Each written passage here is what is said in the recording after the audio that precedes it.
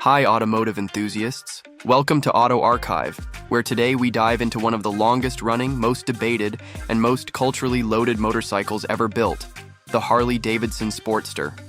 For over 6 decades, this machine has stood at the crossroads of heritage and reinvention, a bike both celebrated for its raw simplicity and criticized for being misunderstood. From the rumble of the Ironhead in the late 1950s to the fire-breathing revolution max-powered Sportster S in the 21st century, the story of this model isn't just about an engine or a frame. It's about survival in a changing America and the constant tug-of-war between tradition and innovation. Think of the Sportster as a mirror that reflects the identity of Harley-Davidson itself, sometimes rebellious, sometimes struggling, always iconic. What we're about to uncover is more than a timeline of models. It's the story of how one motorcycle managed to adapt across shifting decades of culture, regulation, and technology, all while carrying a name that has come to mean something different for every generation of rider. We'll look at its origins in the shadow of British competition, when Harley needed a scrappy challenger to win back the youth market. We'll see how it evolved through turbulent years, surviving emissions crackdowns, design overhauls, and endless debates about what it should be. And finally, we'll face the present moment, where the Sportster has been reborn in a form few could have predicted, sparking fresh arguments about whether it still embodies its original spirit. Along the way, we'll examine not only the mechanics but also the cultural weight, the Sportster as a rite of passage for some, as a blank canvas for customizers, as an entry-level Harley to some critics, and as a symbol of freedom and accessibility for others. Every phase raises its own stakes: the fight to exist, the struggle to evolve, and the challenge to remain relevant in a world that is asking motorcycles to be both heritage machines and modern marvels. Stay with us, because by the end of this journey, you'll see how the Sportster's story isn't just about motorcycles at all. It's about the push and pull between nostalgia and progress that defines American automotive culture itself, and why the smallest Harley has cast such a massive shadow for nearly 70 years. The Sportster's story begins in 1957. At a moment when Harley-Davidson faced an existential question: could it keep younger riders from turning toward nimble British imports that seemed lighter, faster, and more exciting? The answer arrived in the form of the Ironhead Sportster, a motorcycle that didn't try to outshine the competition with refinement, but instead fought back with American toughness. Its pushrod V-twin engine, small frame, and unmistakable stance instantly positioned it as the rebel in Harley's lineup. It wasn't a touring machine or a heavyweight cruiser.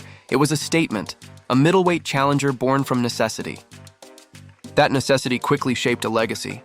The Ironhead would live on through decades, evolving in small increments yet always carrying the original DNA. But behind the roar was a deeper question. How do you take a bike meant for raw youth appeal and stretch it across decades where tastes and expectations shift? Micro-story. The Ironhead found a surprising second life on drag strips and dirt tracks. Riders who saw it as an affordable performance platform stripped the bike down, tuned the engines, and pushed them far beyond factory limits. Suddenly, the Sportster wasn't just an anti-British import tool. It became the starting point for grassroots American motorsport. This adaptability meant that even as Harley sold it to casual riders, a parallel world of racers and custom builders kept proving its performance potential. That tension between factory intention and rider reinvention would follow the Sportster for generations, shaping how people perceived it. Micro-story. During the 1960s, the Sportster also developed a cultural role far larger than Harley could have planned. With rock music exploding, the bike appeared as the small, big Harley that a new wave of young Americans could actually handle. Riders who couldn't imagine maneuvering a massive electric glide found the Sportster approachable but still dripping with Harley attitude. This meant the Sportster wasn't only about horsepower. It became a bridge for first-time owners who wanted the badge without the burden. It was a gateway into the Harley world, but one that carried both respect and stigma, a paradox that stuck with it for decades. Context digest. By the early 1970s, Harley's Ironhead Sportster was already feeling dated against a fresh wave of Japanese bikes. The rise of Honda, Yamaha, Kawasaki, and Suzuki meant new levels of performance, reliability, and affordability. The Sportster could no longer rely on being the fastest or smoothest. Yet Harley kept the model alive through incremental changes and sheer brand loyalty. What mattered wasn't raw numbers anymore. It was the aura of rebellion that came with owning one. That aura is what carried the bike into the next phase.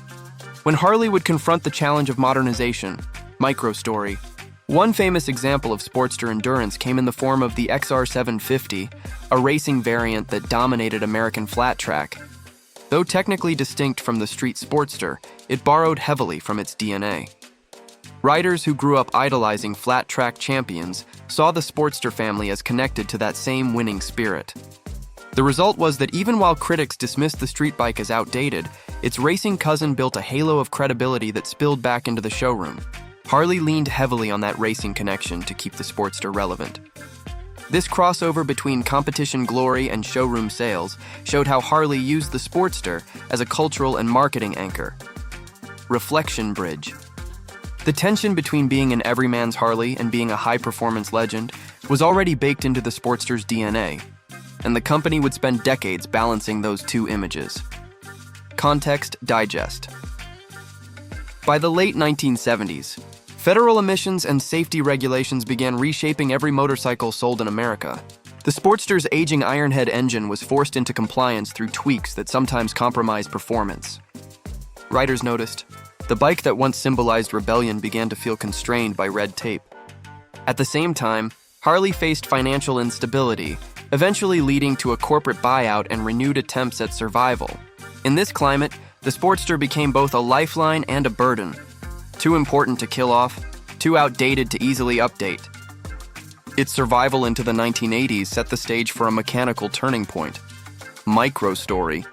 That turning point arrived with the debut of the Evolution engine in 1986. For the Sportster, this was salvation. The new engine was smoother, cleaner, and more reliable, immediately changing the bike's reputation. Suddenly, the Sportster wasn't just an old relic patched up for compliance. It was a renewed platform that could appeal to riders without constant mechanical headaches. The Evo years stretched on for decades, proof that Harley had finally found the formula to keep its middleweight alive. Yet even with this success, the stigma of being the entry-level Harley began to cling more tightly, creating a new identity crisis. Context digest.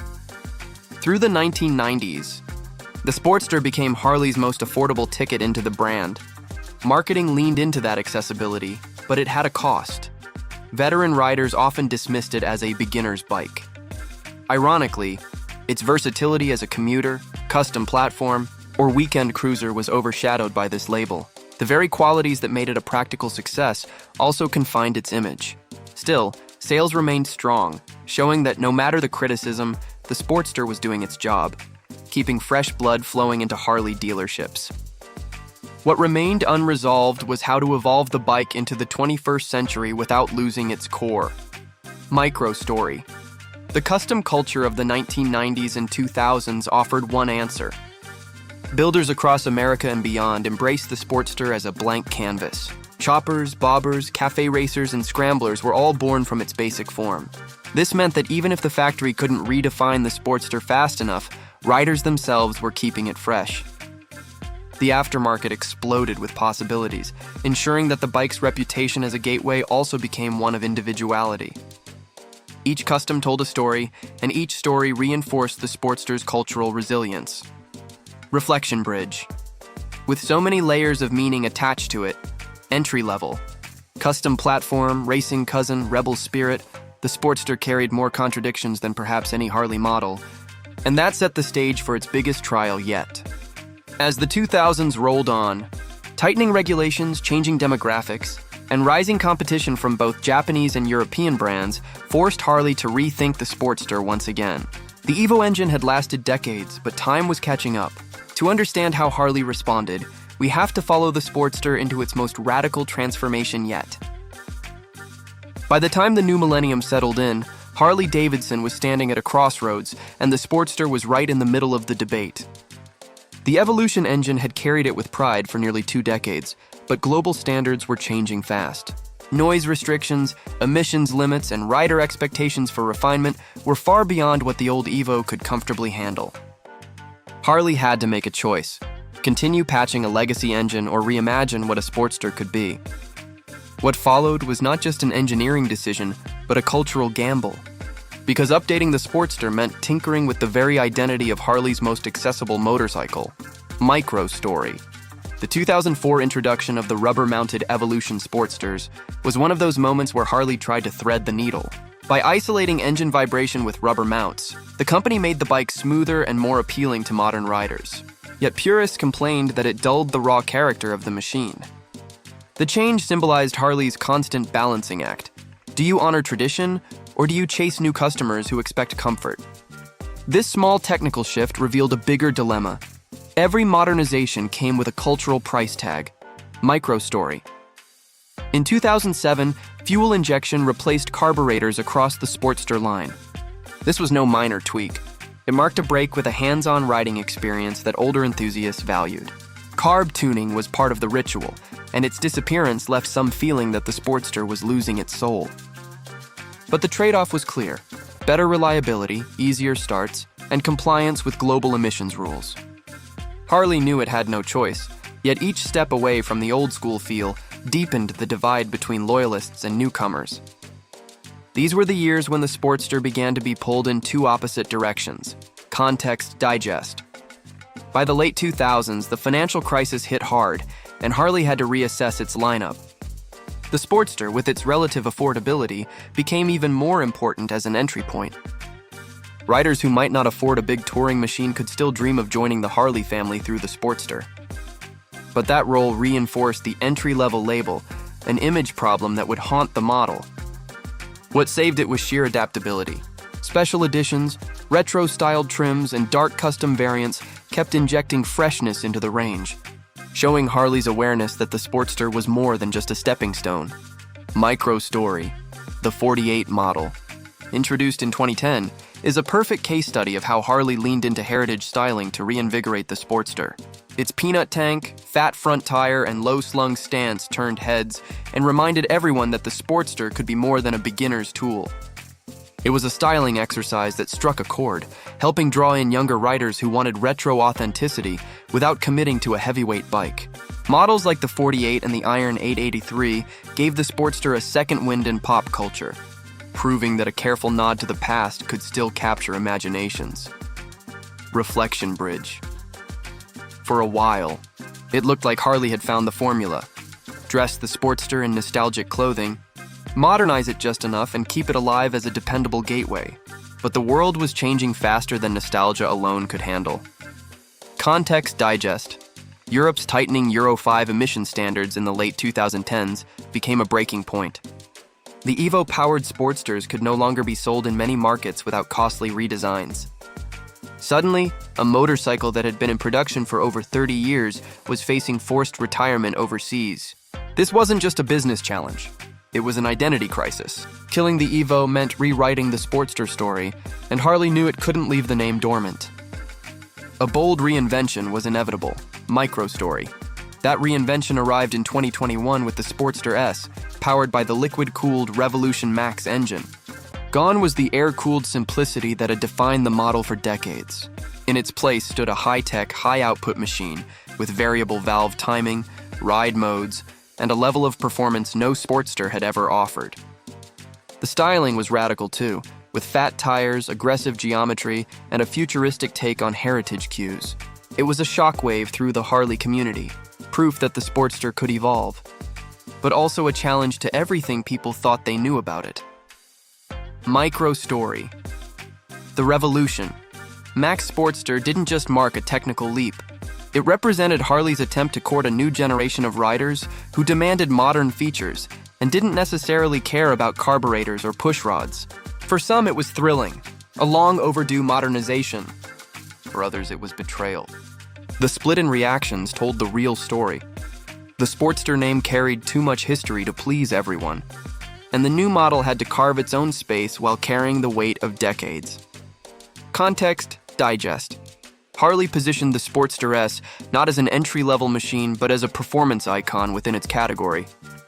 This was a deliberate break from the old stigma. Suddenly, the Sportster was no longer the cheapest ticket into Harley ownership, but a bold statement about the future. That move risked alienating budget-conscious newcomers, yet it showed that Harley was no longer content to let the Sportster linger as a misunderstood model. It was time to elevate the name into a new role entirely: reflection bridge. With this transformation, The Sportster became less of a gateway and more of a proving ground for Harley's future direction. That change raised an even bigger question.